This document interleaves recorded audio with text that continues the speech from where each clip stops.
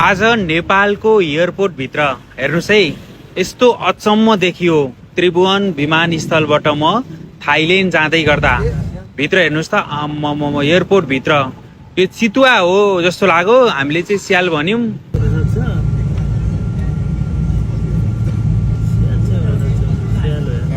Runway भित्र यो त अनि अति होइन त। ल सरकार बर्बाद पार्दैन त।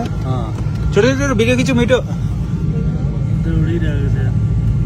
प्लेन नदौडिए पनि स्याल दौडिरहेछ। खोइ कहाँ गयो हेर्नु त अनि। ओइ स्याल